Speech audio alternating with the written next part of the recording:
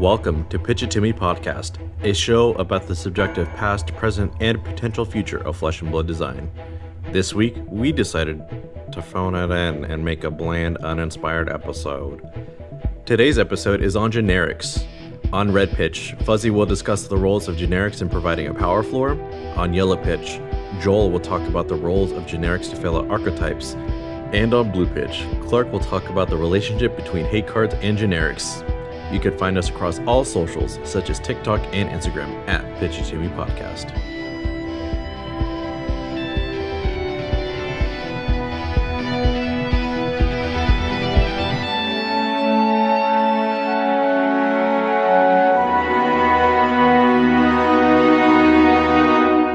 So, boys, for today's episode, I thought I'd write a little poem to go along with it. Hold on, let me get my plastic skull out. A tabé or not tabé, generic, that is the question. Whether 'tis nobler in the mind to suffer the slings and arrows of specializations, or to take arms against the sea of heroes, and by opposing in them, to die, to scoop, no more.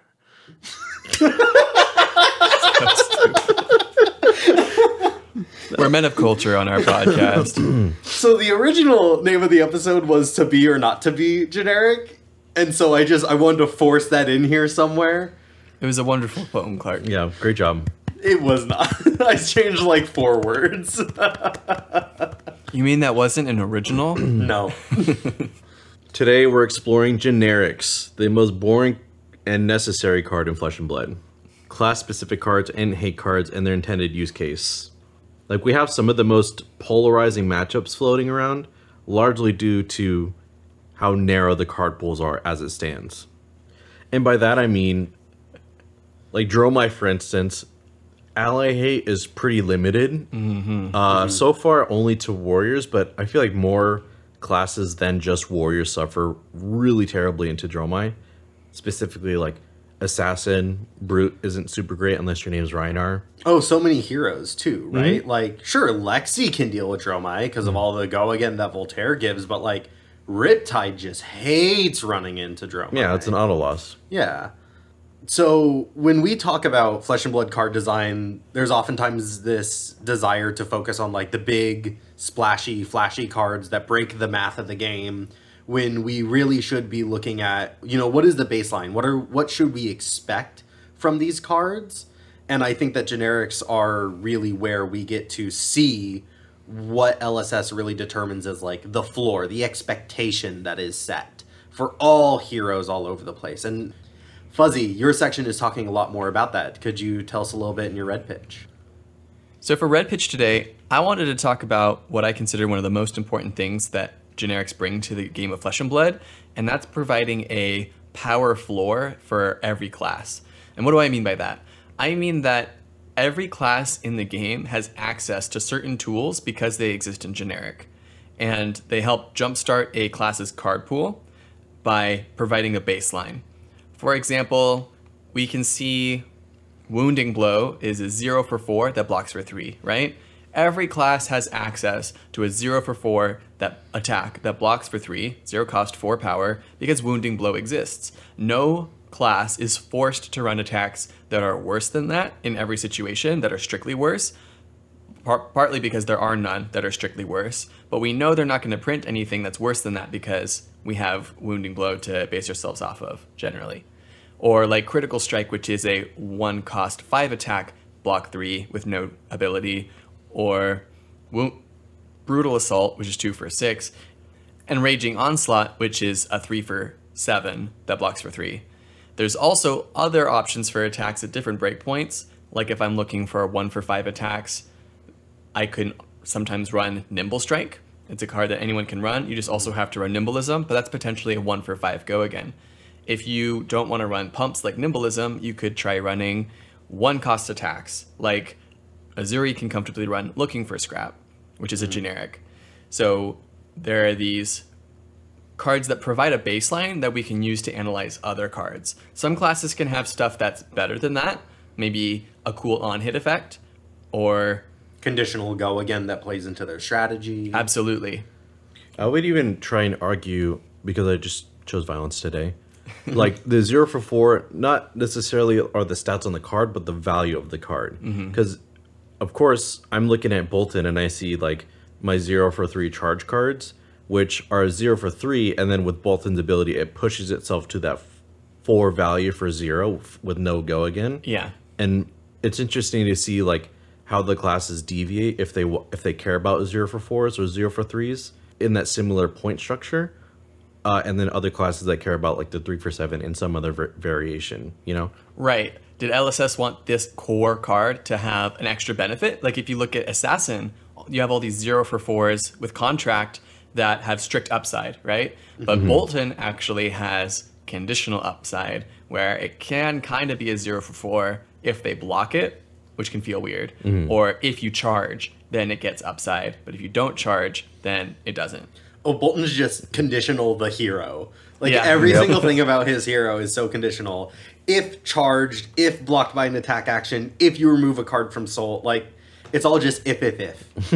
And it also lets you gauge how good an upside is for a class card or like a Majestic. Like Command and Conquer is an example of a strict upgrade from another generic, but it's printed at Majestic rarity, so it gets to have extra benefits, like an on-hit or not being able to preventing your opponent from playing defense reactions against it. And it's pretty rare that LSS prints like strict upgrades like that. We saw one recently with Censor. Censor is also a 1 for 5 that blocks for 3. That's a strict upgrade from that common. Of course, like if you're playing Commoner, you don't have access to those Majestics, but it allows us a baseline that we can use to evaluate other cards. Man, power creep already ruining Flesh and Blood. No, I do like that example though. Is the 1 for 5, the 0 for 4 with like Exude Confidence or Snatch or something, like how they take that same structure and add rarity alongside like an on hit or a really good effect like that the opponent can interact with, or something that necessitates that higher rarity, that limited quantity per deck. And it's also like, okay, those are cards that block for 3. What if my attack only blocked for 2 and it has a slightly stronger effect? There are lots of examples, like I'd say Life for a Life is up there. It blocks for 2, but it's a really solid 1 for 4 attack that might gain you a life, might have go again. And that's a lot of value you can get out of a card, but it's conditional and it has a lower block value. I want to go back to the idea of generics being something that every class has access to. LSS has decided that every class can do a 0 for 4 attack that also blocks for 3. But there's other things like defense reactions. Sink Below and Fate Foreseen were printed in Welcome to Wraith because they wanted these cards to be a fundamental aspect of the game, that every class can play these defense reactions that do one thing well, and that's block. These cards block for 4, and that's much better than blocking for 3, and a whole ton lot better than blocking for 2, right? And the fact that they can do it as a surprise to maybe catch attack reactions out is just really clutch, right? That's why Sink Below has seen its way into so many lists. They are a fundamental aspect of the game that LSS wants everyone to have access to.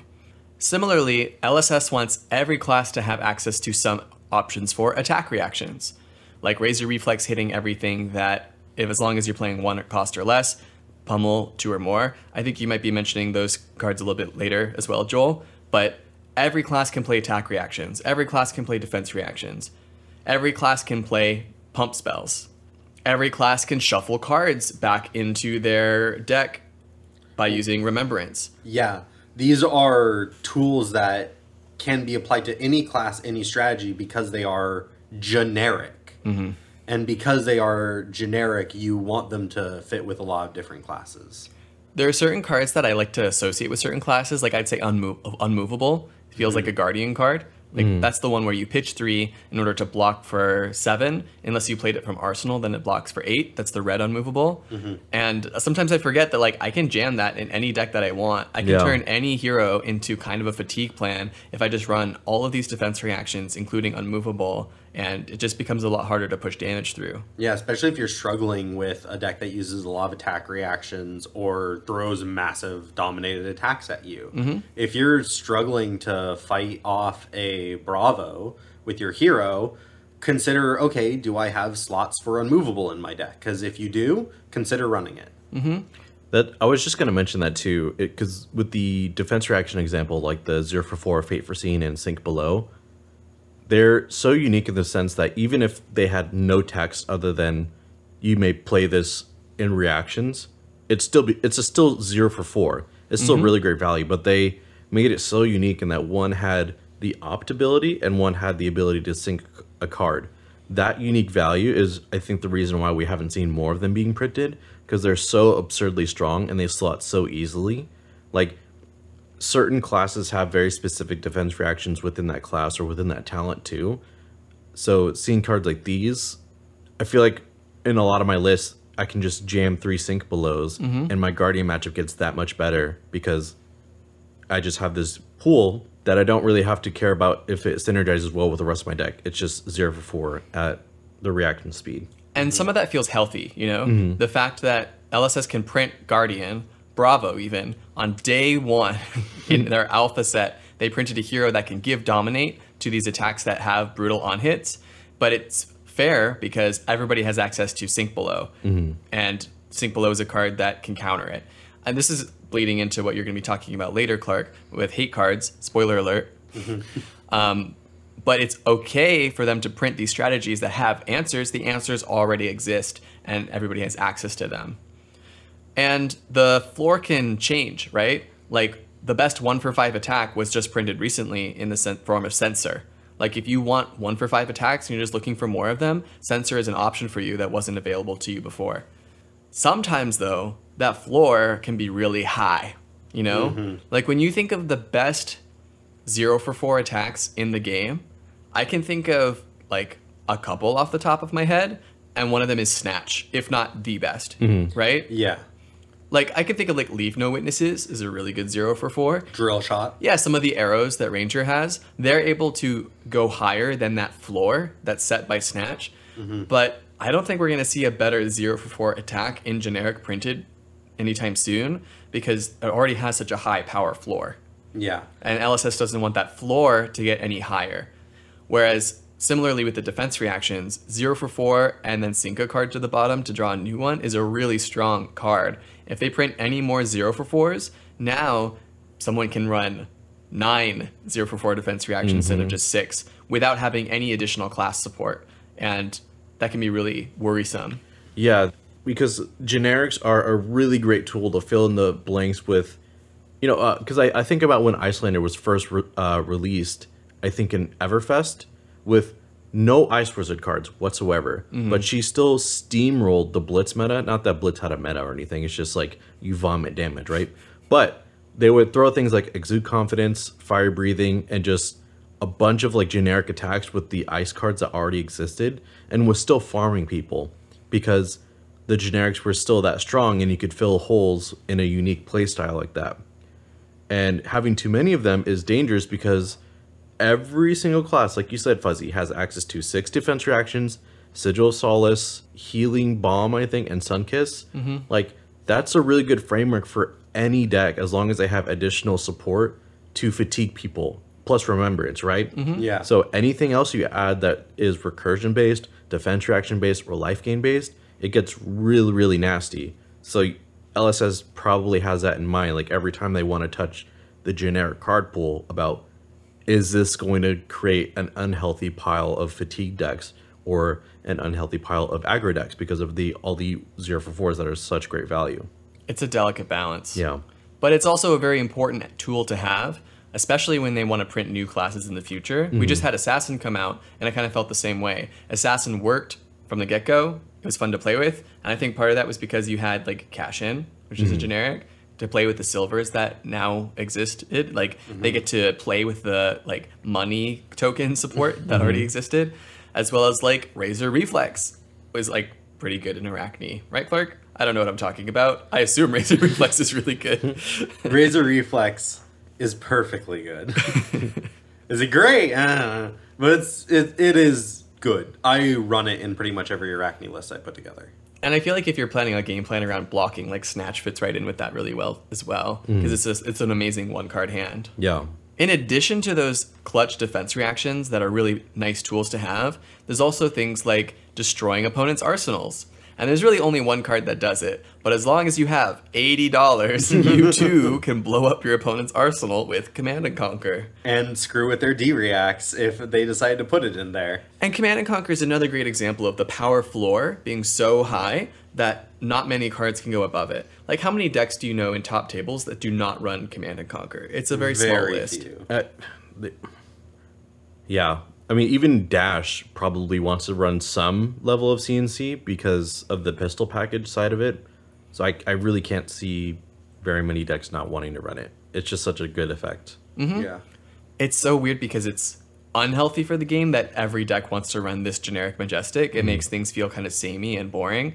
But also it's kind of healthy for the game that we can destroy opponents' arsenals. Like, it's one of the few things that keeps Lexi down. Like, you can always Command and Conquer against a Lexi, and she has to deal with it, has to give up 2 cards from her hand. And it's nice having at least some tools. And you'll notice too, like, how powerful additional Arsenal Hate is. Because you look at some of the best decks into Lexi have multiple CNCs. They have CNC itself and class specific. So Breaking Point and the Empress Drone my list, which says, I think it's a 1-for-4, and if it has rupture, yeah, you destroy all cards in Arsenal or a Arsenal, whatever the case may be. So Draconic has that, so Fi can use it too, essentially. And then you have Leave No Witnesses, which assassins can use, which is a 0-for-4 and destroys the Arsenal. That's amazing. Probably rivaling how powerful Snatch is. So you can already see, like, how incredibly hard it is to not power creep things, but also wanting to, give specific tools to deal with the meta to different heroes. And we haven't even talked about equipment yet, right? Like, Snapdragon Scalers is so clutch in so many different lists. Because what it does is not that specific, as long as you play a 1 or less cost card, which most classes are doing, with some very notable exceptions. But lots of classes have these 1 cost attacks, and it's really easy to find a way to use Snapdragon Scalers to get more value out of them. Because cheap cards going together is really nice. Snatch into Snatch it's such a good game plan. You can run it in lots of different classes. And Crown of Providence, one of the best things about it is it stops your opponent's generic Command and Conquer from blowing up your arsenal at once, So you find these, like, very powerful generic cards that take up a big space in the metagame. Yeah, not to mention, I think the most expensive card in this game, Find All. Oh yeah, Find All Spring Tunic yep. is both the most expensive card in the game and a generic. It's run in a lot of decks, but also some decks don't even bother with it because they find a better option for the chest slot. But you should still have one because you never know when you want to pick up a hero who will want that extra 1 mana to make a turn work. There are lots of ways you can make 1 extra resource really helpful. Yep, that's why it's one of the 3 great investments you can make in Flesh and Blood. Command and Conquer, Vandal Spring Tunic, and it used to be Arcanite Skullcap, but I think now it's like Crown of Providence. Yeah, for sure. Even though it was reprinted in Dusk Till Dawn, so now it's pretty cheap from what I see. Yeah. I had in part of my draft for coming up with this script, I came up with a couple cards that I think could be shifted around either into generic or out of generic really well. The first one I want to bring up is Earthlore Surge. Earthlore Surge red costs 2 resources and pumps something for 5. And that's an effect that is actually unique. Like, it is an Earth card, so only Briar and Oldham could run it. And even then, it's not even really in the game anymore. But, like, we had Slogism, which costs 3 and buffs for 6 with a conditional, and Nimblism, which costs 0 and buffs for 3 with a slight condition. And 2 for 5 is a very fair rate. It's on curve based on Nimblism and Slogism. Like, if you, ratio it out. But it doesn't exist. Like, if you were looking for a 2-cost pump, like, Pummel's the closest thing that we have. And even then, you need to run 2-cost attacks to do that. Like, if you're trying, like, it works really well with, say, like, Snatch, or Leave No Witnesses. Like, these cheap but clutch on hits. But it's not something that we see in generic. But it totally could, right? I think it's something that eventually we will see, maybe. Yeah, I like that example because you look at, in Briar's, card pool anyways, you see Bramble Spark, which is the 0 for 3, which is, like, hand in hand with Nimblism, right? Mm-hmm. And then you have Earthler Surge, but it doesn't have a generic counterpart, which I thought was interesting. And I'm glad you brought that up. Because we could definitely see like a 1 for 4 or 5 or a 2 for 6. Oh, wait, no. It'd be 1 for 4, 2 for 5. That's what it is, yeah. Mm-hmm. It's like those things should almost be at the generic rate, and they just aren't yet, right? Right. So it's, I don't know, it's nice. I like to know that there is still a little bit of room for LSS to print some of those to make sure that, like, we're printing them in limited formats where they feel nice, rather than just, oh, hey, we need to tick this box. Let's go get it ticked next set. Yeah. Like, they're sort of waiting for the moment that they're releasing a limited set where they want a generic 2-cost plus 5 pump. I'd be so hype. That would be I pretty love sweet. filling out my curve with pumps that cost resources, like in draft. So if they were to release a 2 for 5 pump, like what's the condition on there? Like, does it have to cost a certain amount? Because Slogism already does that. So I'm curious to see how they hedge around the design. And maybe, Nimblism too. Yeah, exactly. So maybe if you've already played an attack action card, so I it can see needs that. to be played on a second attack action card, implying that you need bigger hands. yeah, and I'm excited to see that design space. Or they could go the come to fight tactic, which is where they could be a 3 for 5 that also blocks for 3. That would supposedly be fair. The blue would be a 3 for 3 that blocks for 3. Or they could do the force sight tactic where they give it a little extra gravy, maybe with a condition, but still make it a little overcosted. So it'd be 3 for 5 where you get to opt 1, or 3 for 5 if you've already dealt damage to your opponent this turn, then get a ponder token, something like that, right? Yeah. Turn their arsenal face up. Oh, Sure, some like minor Really, quirk, really, yeah. really small, not quite like even a quote unquote 1 full value, just maybe a little bit of information gameplay. yeah, because also any little deviation from the regular design is still interesting from a brewer's point of view. Because it's like, okay, Maybe with contract, let Arachne look at the top of the opponent's deck by playing a Maybe. pump. But this is generic land clerk. Oh yeah. So I think with that, I've got to said everything I want to say. I'm going to hand it off to Joel. What do you got for us? So my section is sort of filling out archetypes through the generic pool. I've already mentioned it a little bit with like Icelander. She was sort of forced to take on all these generics because there were no elemental wizard cards that were printed alongside her within Everfest. So she had to improvise, right? And she found really great use with like Fire Breathing, E-Strike, and Exude Confidence. So with that being said, I kind of want to flip the script a little bit and talk about some cards that are class specific but would be better at filling out the archetypes of other classes. Yeah. And to start off, Spillblood is probably one of the biggest misses, I feel. So it came out in Monarch with Hatchets being like the premier axe, and Ravenous Meat Axe was printed in the same set. Right. But because it's Warrior, that you can't use Ravenous Meat Axe with Spillblood. What? You're telling me they printed an axe support card, but you can't even play them together from the same set? Exactly. So my thinking was like, it would make so much more sense like if the weapon-centric buffs, other than like maybe swords to keep it specific to warriors, would be generic. Because if you also look at, for instance, like these unique weapon types, like flails, for instance, Leviah has a flail and Vincent now has a flail, but those don't synergize with anything. Wait. So you're telling me that axes don't really have support that Leviah can play, and flails don't have support that Leviah can play. Are you just complaining about Leviah's card? Oh my! No, I promise on everything, including my mother, I'm not.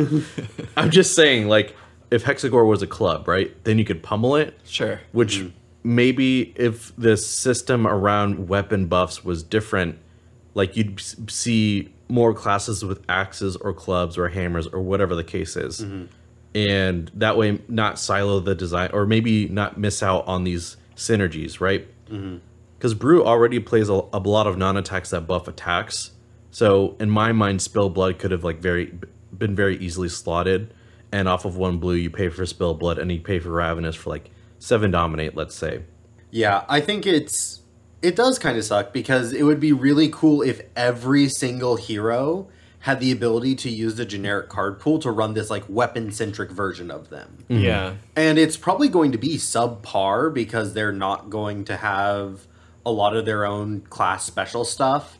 Or like, sorry, Fuzzy, with a Levia, Hexagore, you need to have 6 blood debt so that you're not taking damage when you swing with Hexagore. Sure, yeah. So like you're still going to want to run some stuff, but it'd be cool if like you could make weapons a bigger part of your game plan for any and every hero.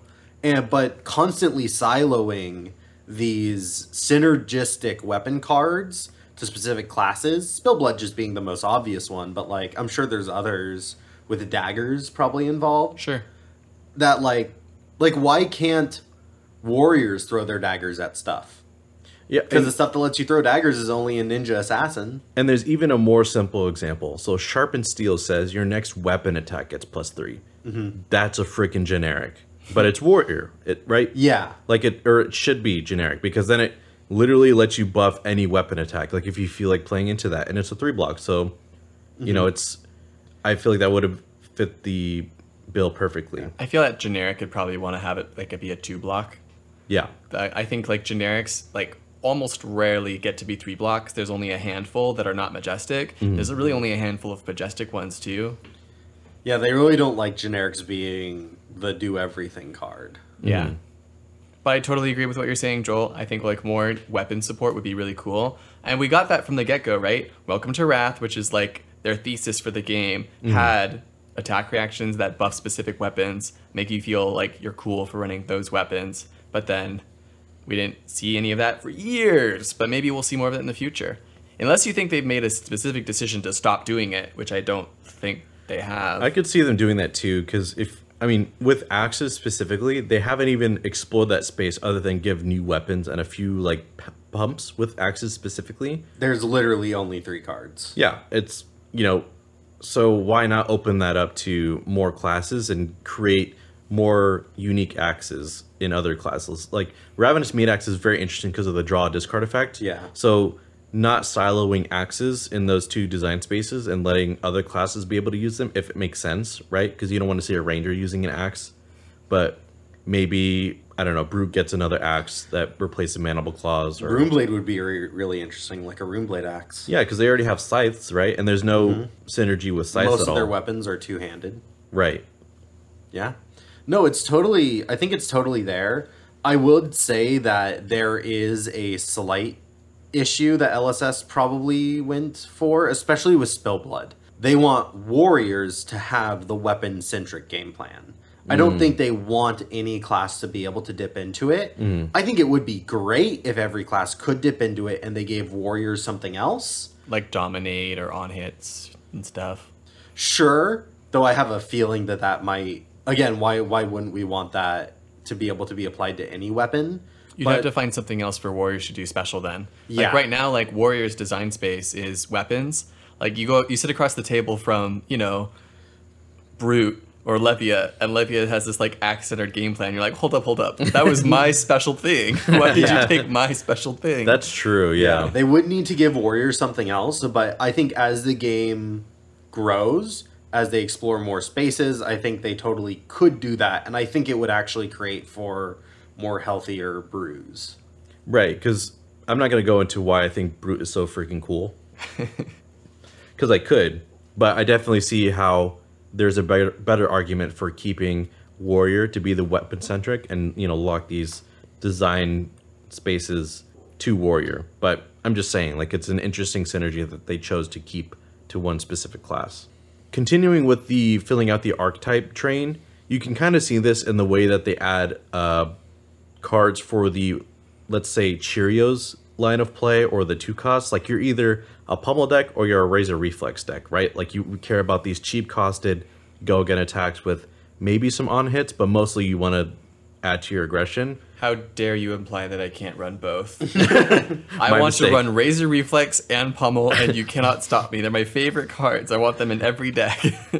And this group of cards, these Cheerios or 2-cost synergistic cards, is really great because when new heroes are released and they're kind of limited to whatever set they came out of, because ideally they introduced a new mechanic to this class or talent or whatever, but they're still able to grab from Nimblism, Razor Reflex, Pummel, or whatever other 2-cost centric cards there are. Absolutely. Like for instance, Vincent, she wasn't great out the gate. Like she's kind of contending with Chain and his design space and can't use everything to its full efficiency. But she can throw a pummel on everything, and it's annoying. But that's a way to hedge against a hero being bad. Is they have this card pool to pull from, so that they have either relevant on hits or enhanced aggression with like Snatch or Scarf or a Scar. Yeah, the last time that the Pummel Salesman came by the podcast, he talked all about how, like, any single time you see an attack with 2 cost, you should be thinking, can I run Pummel in this deck? Can I run Pummel with this hero? It's kind of the same way when you see a hero with a very low curve, a lot of 0s and 1s, you're thinking, can I make Razor Reflex work? It's sort of a signpost to always return to and go, oh, can these cards be good? Can I run it in this? And because it's available to every single hero, you can do that every single time. Right, because not only do you have access to Pummel, you also have access to Vandal Spring Tunic to make that blue into a 2-cost into a Pummel with the Tunic resource. Just such a clean design. It's going to be available to anybody who can, run 2-cost reliably. And worth it if you can pull it off. Yeah, and it's still a 3-card hand, so you still feel like you're having to take a small hit in tempo to make it work. Sure. I believe in the Flesh and Blood resource cost binary. Some decks are Pummel decks, some decks are Razor Reflex. Wait, I thought you were all about running both, Fuzzy. I can't make both jokes. It's free country club. It's my podcast too, okay? All right. I'll make both jokes if I want to make both jokes. So some other ways that these generic designs can help with new heroes is how they interact with the top of the deck or the arsenal, right? We already talked about how powerful CNC is, and we've already mentioned 2 decks that have multiple CNCs, like basically 6 copies of it, being Assassin and the Draconic classes with Breaking Point and Leave No Witnesses. But we haven't really seen that with top of the deck other than Arachne. Yeah, because all of those synergies were based around, well, not the Arsenal destruction, but all the top of the deck stuff was all based around Arcane Rising and the top of the deck synergy, because all of those heroes played with the top of the deck in one way or another. 2 of them. Yeah. Well, they were going to put Arachne in there. Sure, yeah. And so Arachne was also, yeah. like, he was originally, they were originally slated for that set so that they could mess with that playing with the top of the deck that those heroes were doing. I can't remember if they said that Azalea got put in early. I can't remember. So originally, I know that they said that they had Arachne slated for much, much earlier. Which is so interesting. Specifically in the set with Kano. Yeah. Where it was all about the top of the deck. So maybe they did put in Azalea too early, because she was bad for a while and then got really good in Outsiders. I think that might have been it. Maybe that was it. But that's interesting to hear, because not a lot of the cards that interact with the top of your deck synergize well with Arachne's design. Arachne cares about the other, or the opponent's top of deck, and not so much his own. So that's interesting. Yeah. I think it's really cool. I think the Arsenal is also very similar, right? Every single hero is going to interact with their Arsenal. Like, every single player is going to interact with the Arsenal. So whenever you build things with Arsenal synergies, like Premeditate, Plunder Run, Smashing Good Time technically also sort of works with the Arsenal. Similar to Plunder Run. Yeah.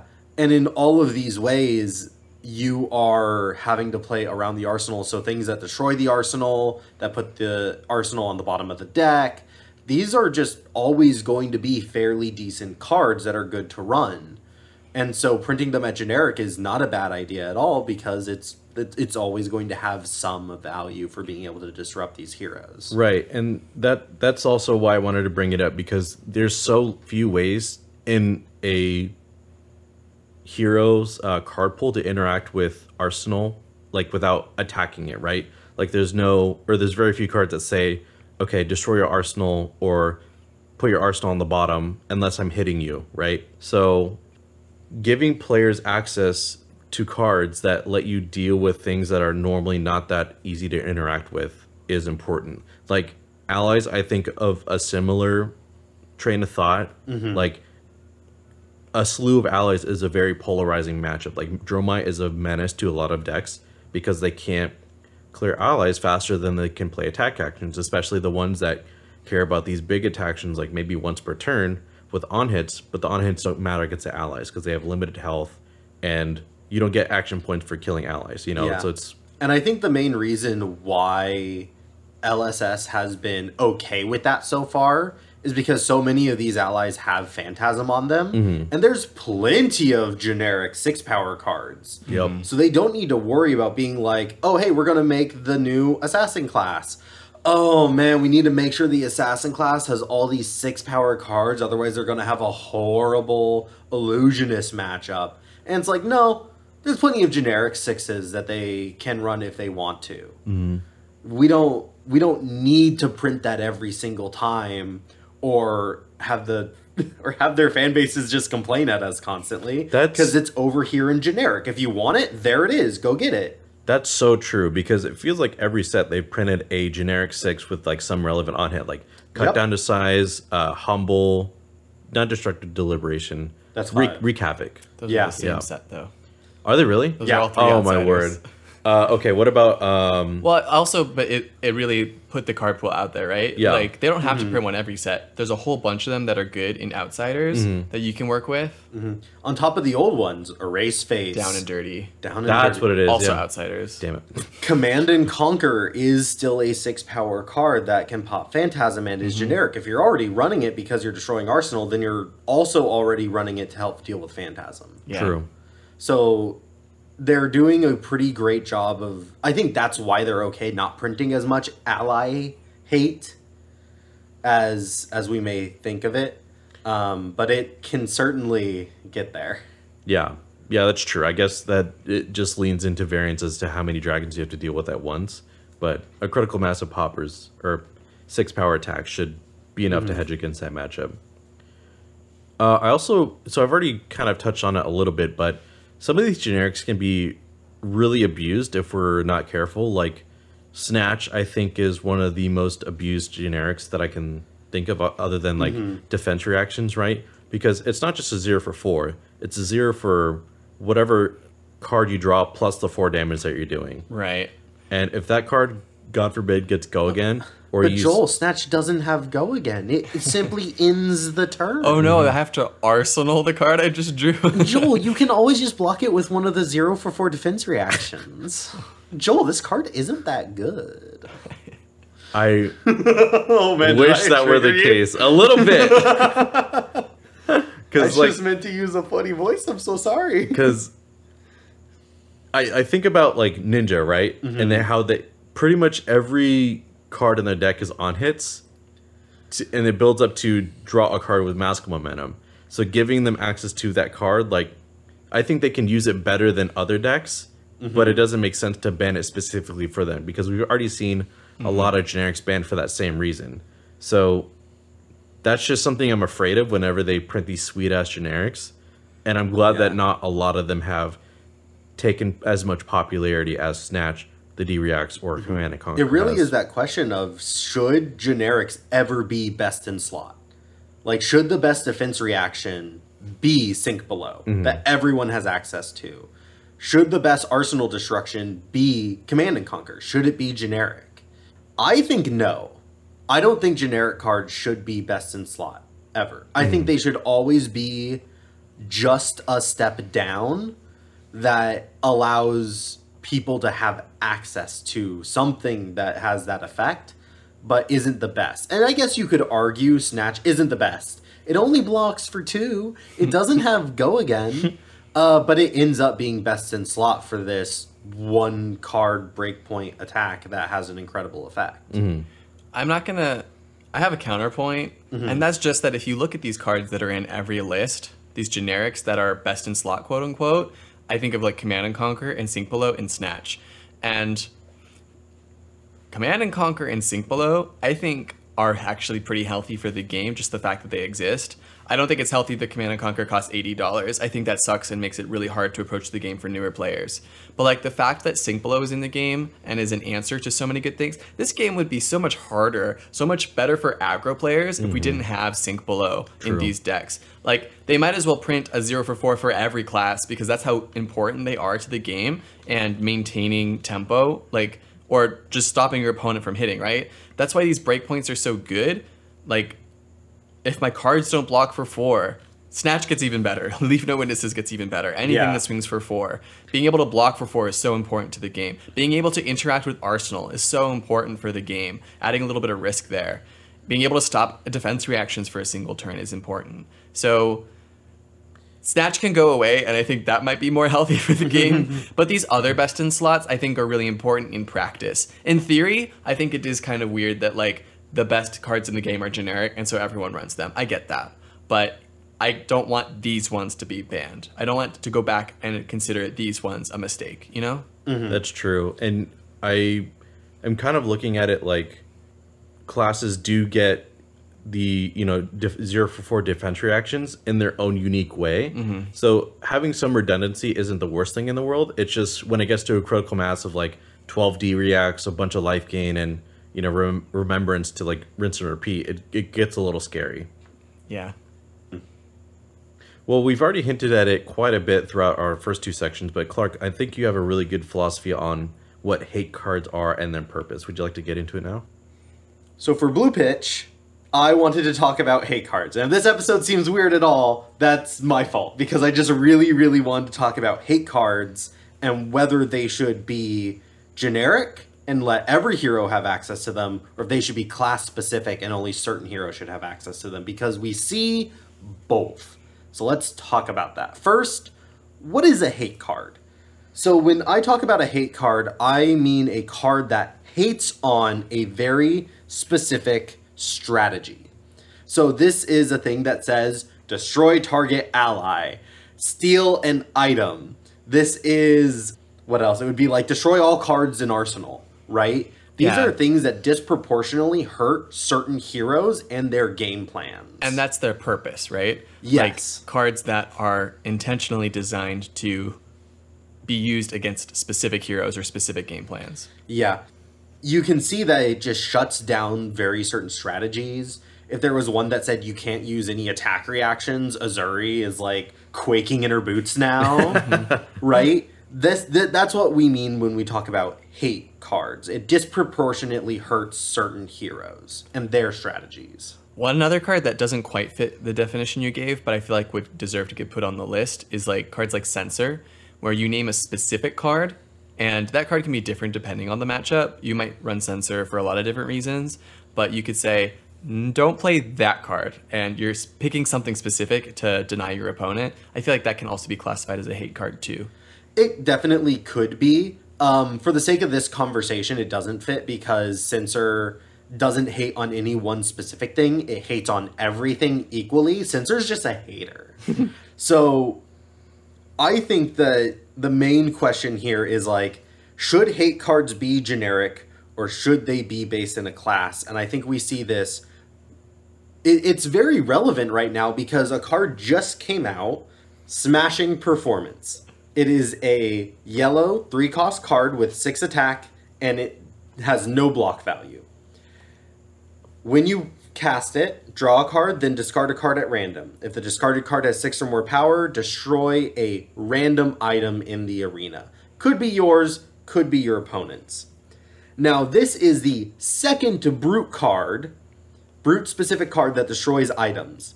So, with Bright Lights coming out, if you're a Brute, hell yeah, brother! We are set up to own this meta. If Mechanologists ever become big, Brute should be a silver bullet, because we have not just Smashing Performance, we also have Arg Smash. We now have 2 cards that can destroy their items. Is that good? Should Brute be a silver bullet against Mechanologists purely because they can run these cards? That's a good question.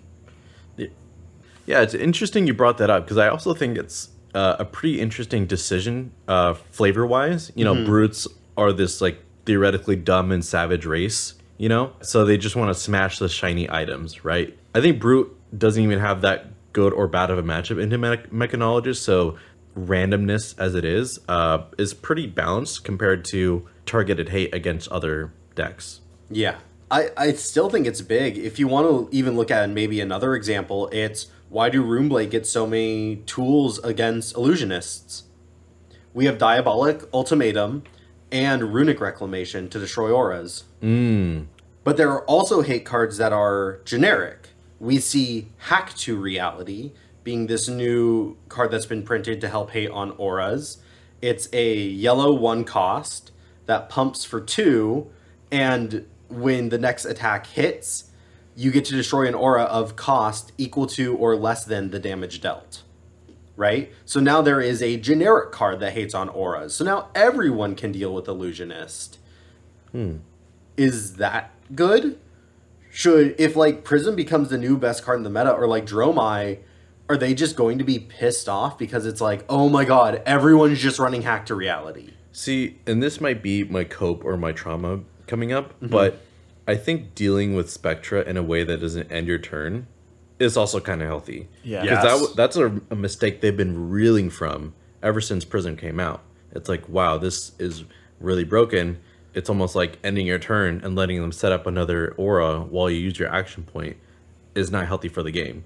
So adding new ways like this that takes away the agency from the Illusionist player to just like overwhelm you with their superior board presence is fine. Yeah. So far, I feel like it has been okay. A lot of the choices that they made have been okay, but I think it's still important to note, like, with hate, they're kind of doing a bit of both, like letting the best hate cards be generic that everyone has access to. I mean, we've been dancing around it for this entire pitch so far. Warmonger's Diplomacy. Fuck Runeblade, the card. Yeah.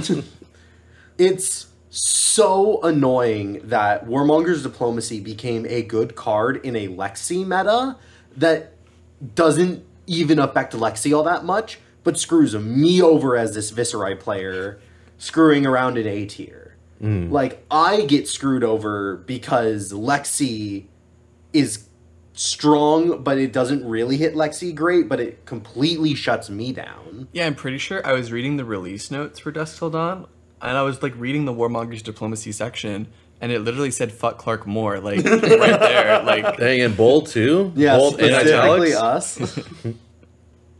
God, I've listened to so many podcasts with Brian Gottlieb in it as he talks about this card, because every single competitive podcast that has had him on has brought up this card, and he says, we think that eventually the meta will reach a place where the demand for the card will go down and it will no longer be this extremely high-costed generic card. It isn't the new Command and Conquer. But I still think it's very frustrating to have a silver bullet floating around that shuts down a deck so entirely. For sure. Because Command and Conquer doesn't quite shut down Lexi entirely. But Warmonger's Diplomacy does completely shut down Runeblade. Right? kind of, yeah. You can still play like attacks, but you won't be able to use your hero ability in Viserai at all. I won't be able to get Embodiment of Lightning if I'm playing Briar, which nobody really does anymore. I see what you're saying, Clark. It also, Viserai aside, it also pretty much stops Azalea in her tracks as well. Yeah, Azalea was like rising up in the meta, and then out of nowhere, Warmonger's Diplomacy, and Azalea is just unplayable. Yeah.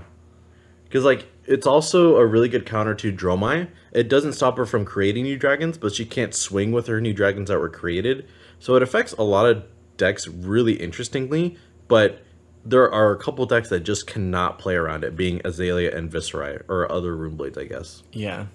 Yeah, and it feels weird. Like, should this card exist? And I love the question you're posing here, Clark.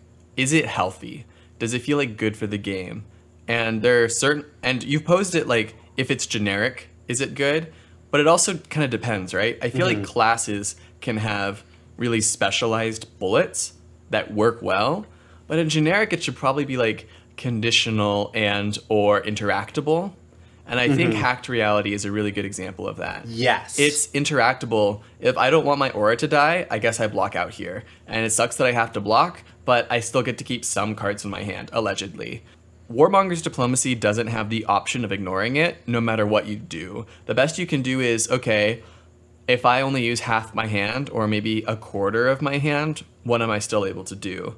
And maybe that's Runeblade's having to adjust their game plan a little bit to have more like natural go again attacks. Like E-Strike is really good against Warmonger's Diplomacy because you can just sink whatever card you can't use anymore and then give E-Strike go again and then swing with your weapon. Like that becomes kind of your floor.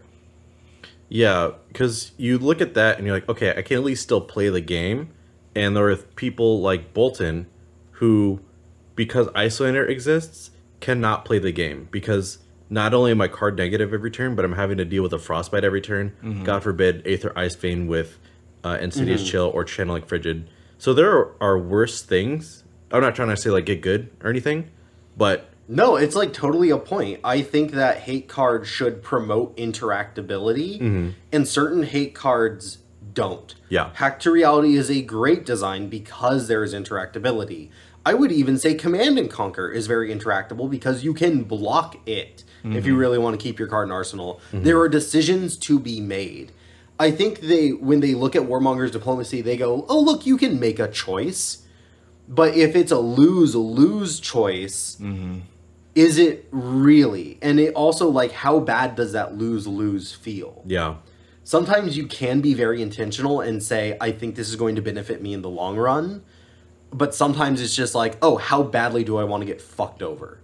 I do also want to note that there are some hate cards that aren't at Majestic. Most of the cards I've mentioned so far are Majestic. But they can print them at more common levels, and I think the most notable one here is Smashing Good Time. Smashing Good Time is an item hate card that can be run in Rainbow. Is that healthy for the game?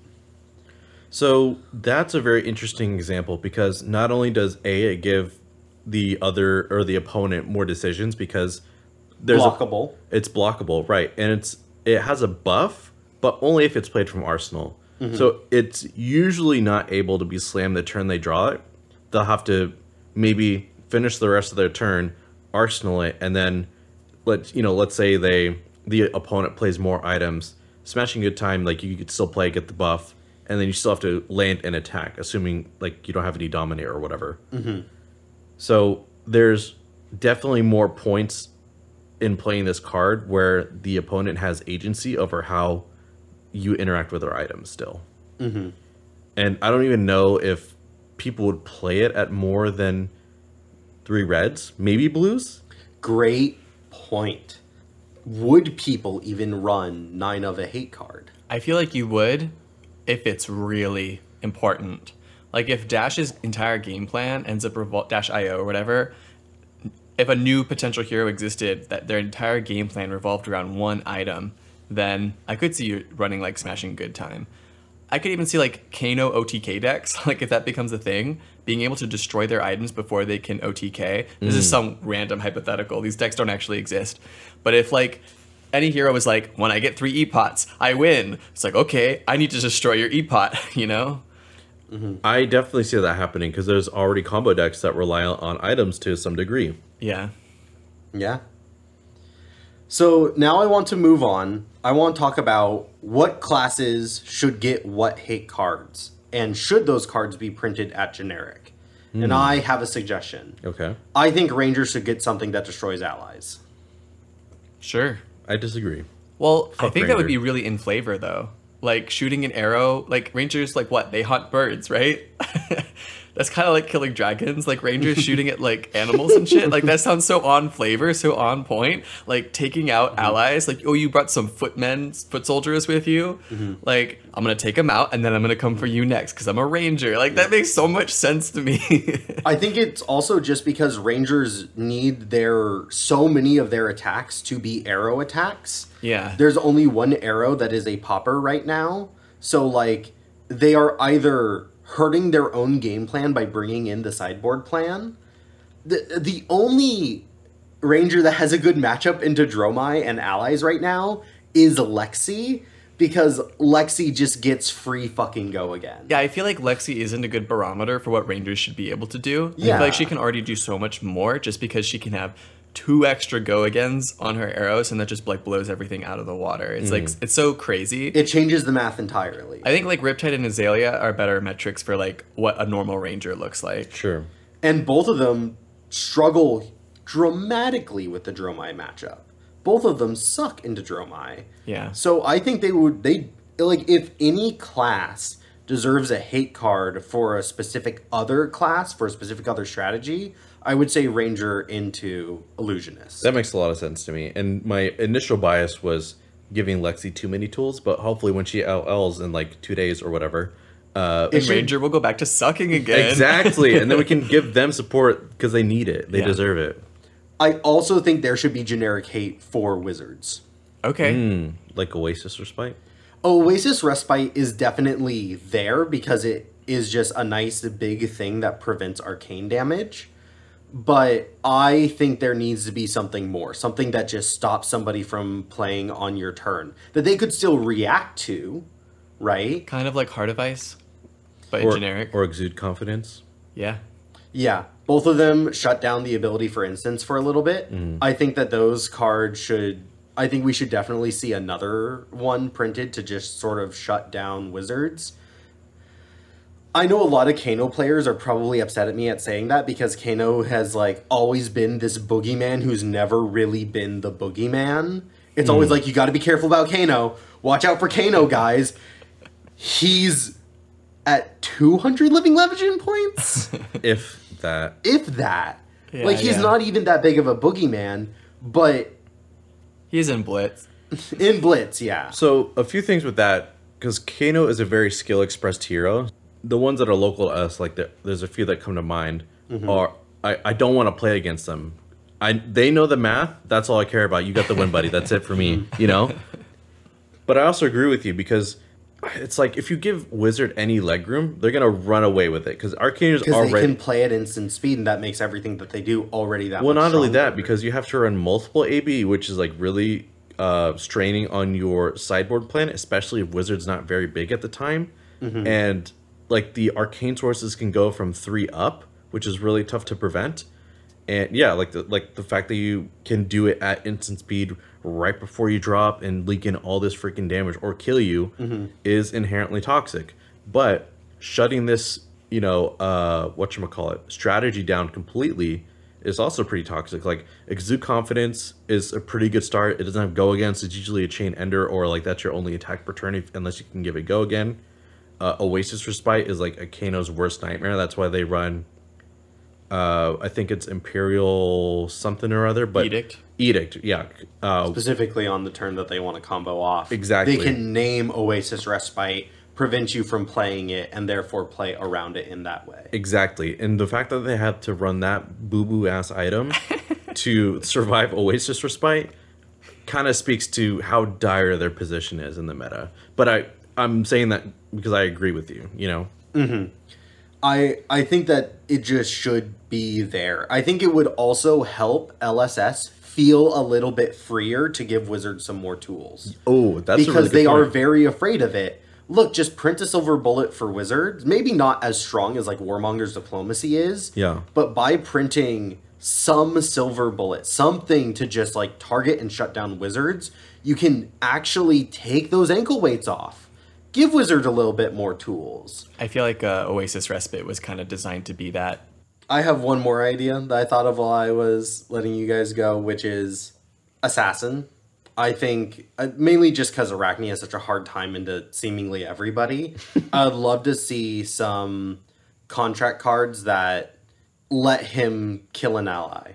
Or destroy an ally or something like that. Something that lets him destroy auras. Something that lets him take care of afflictions. I don't know, but I think that would be somewhat interesting, is interesting on hits or interesting attack reactions that have hate elements to it. Yeah, as something that you can give to Assassin. You can even call it like Bribe the Witness and like interact specifically with allies. Like you can pay a silver to kill an ally or something.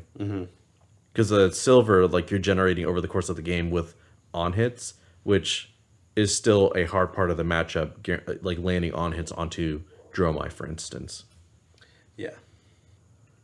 Clark, thank you for sharing some of your thoughts about hate cards. I loved that conversation. I think it's something that's really poignant, especially going into this next set. Let's move on to our Arsenal Zone. Our Arsenal Zone is where we shout out a card each that we've been thinking about lately. Maybe it's one that we like. Maybe one that we hate. And Joel, do you want to go first? Yeah, I'll go first. So this card was like jumping around in my mind as we were talking about generics and defense reactions and rarities and whatnot. And I was thinking mostly about That All You Got, because I fucking hate that card. What? I don't like defense reactions that block for 3. Like all the traps, I get that they're useful. They have like Effects, yeah, on defense effects, but they piss me off. I like the 0 for 4 design. You know, things like Reckless Swing or Expendable Limbs, they have like the additional cost. That's fine. I would have rather have that on That All You Got than it block for 3, pitch for yellow, and have a lame effect that doesn't even trigger half the time. I mean, I get it, like it's good against specific matchups, but yeah. I feel like there's so many classes with really good attack reactions. I feel like everyone and their mother's running Artivore. So this is like never blocking, right? Like you might draw a card, but you're still chipping damage. I don't know. It just makes me mad that it blocks for 3. It'd be so cool as like red 4, you know? Or if it was rare, then it could go red 4, yellow 3, and then blue 2. Anyway, shout out to That All You Got. The art is cool, though. I will say the art and the flavor text That is really all you dope. got, bitch. So for my card today, I have chosen Phantasmaclasm. Oh, Phantasma, your Clasm. Thanks. It's a 3-cost, 9-attack card. 9? 9. And when you look at the defending hero's hand, you get to just be like, hey, you see that card there? That card in your hand? Put it on the bottom, bitch. Then they get to draw a card. I don't think it says that on text, does it? It says Popper be gone. Oh, yeah. Just look right there. It says, bitch. My mistake.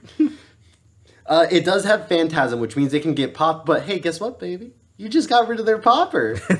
Sure, they may have drawn another one, but we're not worrying about that. Yes. And I think that's a very strong effect. It also, I'm going to mention once again, lets you look at the opponent's hand. It's going to happen one of these days. We're going to get the critical mass of cards that look at the opponent's hand. Clark loves looking at people's hands. I love... Okay, I don't want to say it like that. Okay, hold on. Stay away from my hand, bro. I like knowing what the opponent is going to do so that I can stop them from doing it. That's what I like. Anyway, that's my card. It's also... God... All these like generic illusion names are like, how many times can we work Phantasm into the name of a card? For real. Or Mirage. All right, anyway, that's my card. Fuzzy, what do you got for us? All right, I've got a stinker for you boys. Oh, baby. Fuzzy plays Briar for 8 months. Briar hits Living Legend. Fuzzy in search of a new hero. Dusk Till Dawn just came out. Let's check out Bolton. People say it's bad. So, Bolton just got a bunch of new support, right? Mm-hmm. Right? Tell me, let's look at these Bolton cards. Let's see what Bolton got. Okay, so all of the cards, like Beaming Blade, is like, you have to have put a yellow card into your soul. Not only just have to put a card into your soul, it has to be yellow.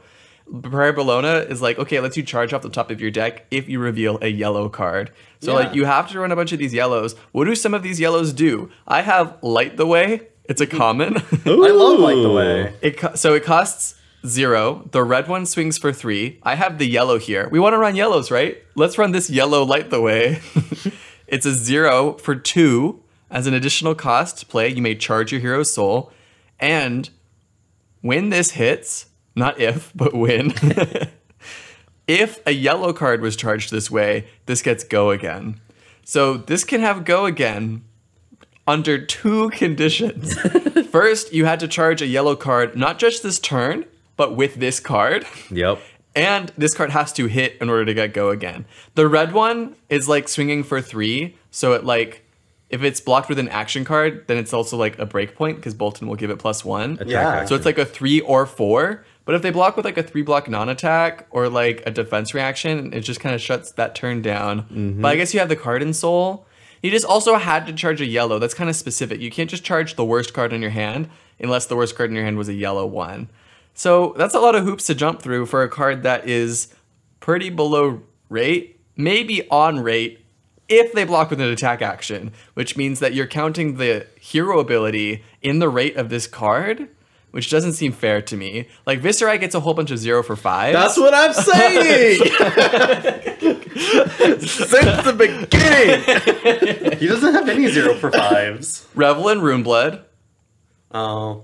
Okay, Swarming Gloomveil? Swarming Gloomveil. Both of those have massive conditions to get to the 5 power What the fuck mark. is this? This is 3 conditions. This is, it has to hit and it has to be a yellow card that you charged. You had to throw an entire card into your soul. That's what I'm saying. I know I sound like Joel because I've been saying this for like years. But this is the new card that is supposed to save Bolton. So I will say this about Light the Way. It blocks for 3. And I'll say another thing too. I'm going to say nice things about this card. I think all the foils in Dusk Till Dawn are really pretty. Oh, especially the light foils. The light foils in Dusk Till Dawn are so pretty. So I have 2 foil Light the Ways that I want to give to you guys to celebrate this episode. Let me just unsleeve them. He said I sound like Joel. Anyway, 1 for you and 1 for you. Thank you. Well, that's all I got for Light the Way. That was so funny. Thank you for sharing. Now you have a foil one, Joel, that you can run in your Bolton deck. I'm going to run just this one. Yellow We really Light wish the you Way. signed a red one, but this one's fine. Because red is at least a little bit more valid. Yeah. Bro, Dusk Till Dawn wants you to run yellow, so I'm going to run yellow Light the Way. You want me to run red Light the Way? I only have so many slots for red cards. I need yellows. If I'm going to run Beaming Blade and Prayer of Bologna. I love the comment. This is the set that was supposed to save Bolton. Right? It was. That's so true. Bye, everyone. Bye. Are you going to say bye, Clark? Do I have to? Yes. All right, goodbye, everybody. Pitch It To Me podcast is hosted by Fuzzy Delp, Clark Moore, and Joel Recinos. Our executive producer is Talon Stradley. Logistics coordinator, John Farkas. Music by Dillon Hulse. Logo by Han V. And sound mixing by Christopher Moore. Last but not least, we'd like to thank you, the listener. Thank you for tuning in. Please give us a follow on your favorite social media platform at Pitch It To Me Podcast.